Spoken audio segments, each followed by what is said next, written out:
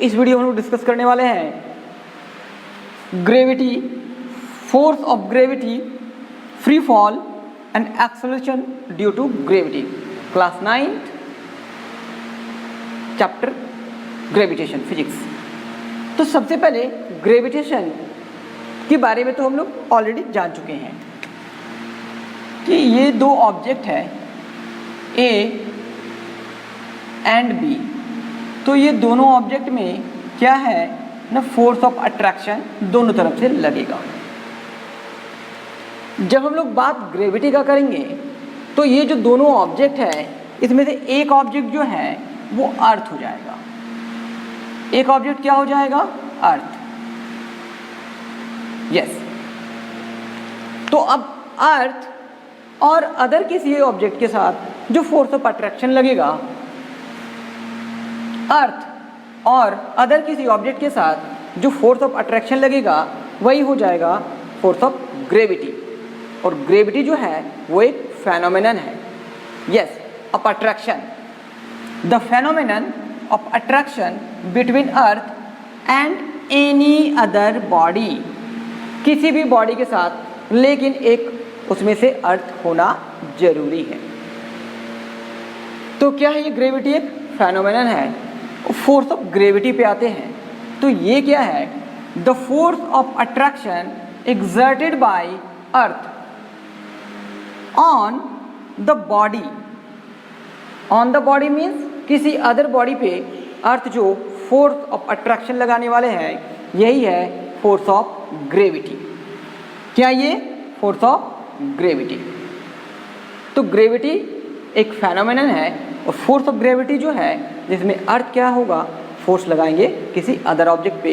ये अर्थ सन का भी हो सकता है, अर्थ जुपिटर का भी हो सकता है, अर्थ और किसी अदर फ्लाइंग ऑब्जेक्ट का भी हो सकता है। Free fall. Yes, free fall है क्या? तो all objects falling towards earth under the action of gravitational force of earth. जब भी किसी ऑब्जेक्ट को हम लोग ऊपर की ओर थ्रो करते हैं तो फिर वो वापस अर्थ पे आ जाता है, या किसी बिल्डिंग से किसी ऑब्जेक्ट को रिलीज करते हैं तो वो सीधे अर्थ पे आता है।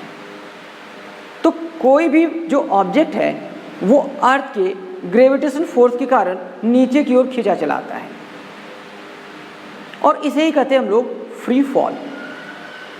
इसे ही कहते हैं हम लोग फ्री फॉल। कोई भी ऑब्जेक्ट जो टुवर्ड्स अर्थ आए, लेकिन अर्थ की ओर कैसे आए? अर्थ जो है वो उस पर फोर्स लगाते हैं। जब हम इस मार्कर को रिलीज करेंगे तो क्या होगा? ये सीधे नीचे आएगा। तो फ्री फॉल समझ गए? All objects falling towards earth under the action of gravitational force. किसका? ऑफ अर्थ का। अर्थ के ग्रेविटेशनल फोर्स के कारण बॉडी जो है वो अर्थ की ओर खींचे चले जाते हैं, और इसे ही कहते हैं हम लोग फ्री फॉल। आगे देखिए, एक्सेलरेशन ड्यू टू ग्रेविटी। तो एक्सेलरेशन हम लोग पढ़े हैं और हम लोग इसके बारे में जानते हैं।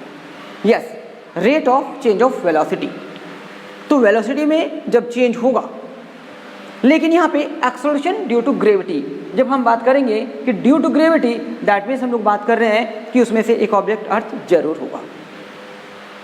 तो अर्थ के कारण जो एक्सेलरेशन प्रोड्यूस हो रहा है, तो जब कोई बॉडी ऊपर से नीचे आ रहा होता है तो उस बॉडी में क्या होता है? एक्सेलरेशन इंक्रीज होता है।